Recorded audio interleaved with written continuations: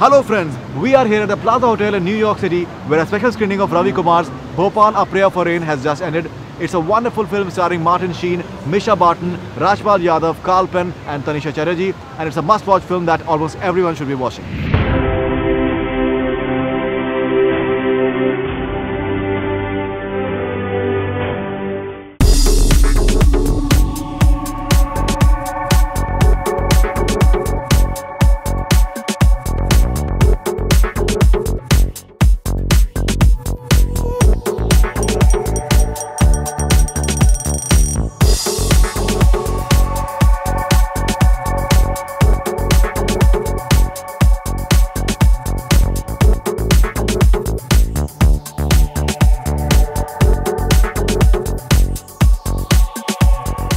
Bhopal, A Prayer for Rain sensitizes you about a man-made tragedy that happened 30 years back. It led to the death of over 10,000 people. The huge insensitivity on the part of the political spectrum as well as the corporate greed that led to this entire tragedy has been highlighted in this movie. There's some fantastic performances by the entire star cast, and the thriller mold, it keeps you engaged till the end. I spoke to the star cast today, and let's bring you some highlights. Why was it that your movie got so delayed? Were there political compulsions and?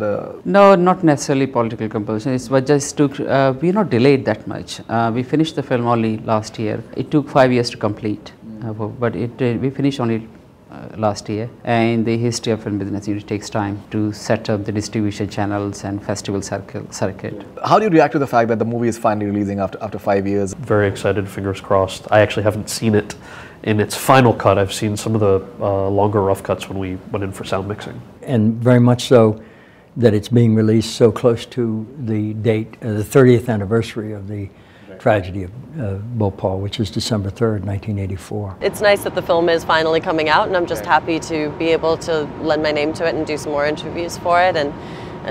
Yeah, it's exciting that the project is now going to be seen after it's been about 4 or 5 years. I mean, needless to say, it really feels very good, and it's been a long, hard work. So I'm really looking forward to now, sharing the film with the audiences. Warren Anderson, the character that you are playing, in a way, it's being called the villain of the movie as well, because it was his greed for profit that led to this entire catastrophe. He got a safe passage from India because of Mr. Rajiv Gandhi, who was the Prime Minister. What a pun! Safe passage from India. Yeah, it was a safe passage when you would say that. And it's considered one of the blunders that Mr. Rajiv Gandhi did in his political career as well. Yeah. How do you look at it as? Well, unfortunately, Mr. Anderson chose to stay hidden behind the corporate shield. Right. And it would have been extremely courageous and morally righteous to have stepped forward and said something to the effect like, I'm here to take responsibility. I had a hand in what happened here, and I'm devastated by it. How can I help? And that would have been a heroic and morally sound position to take. Unfortunately, he fled.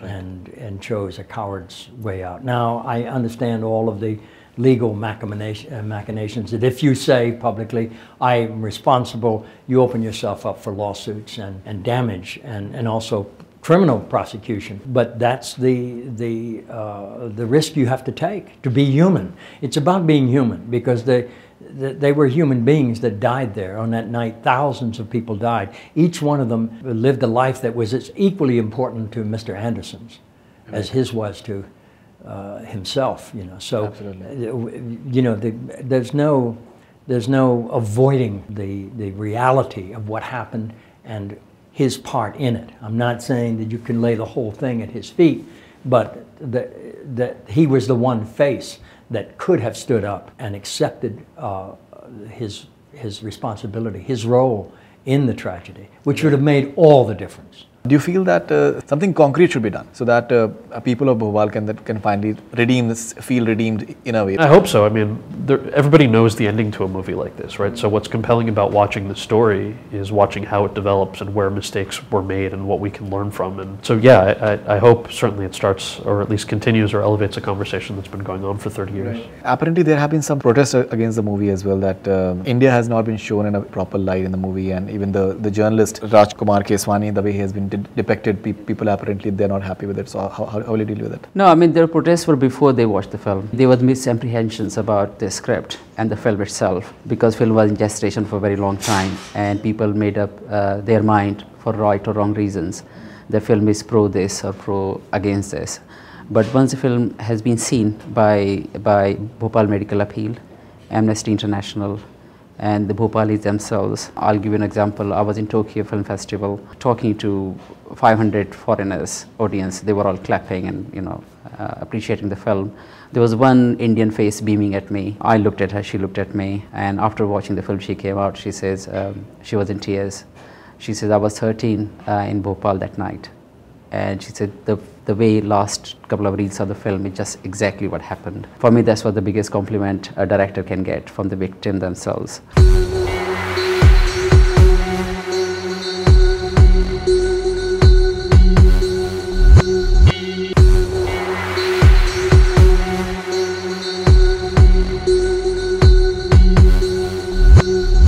This is Faridoon Shahryar at Plaza Hotel in New York City for BollywoodHungama News Network. Keep on watching.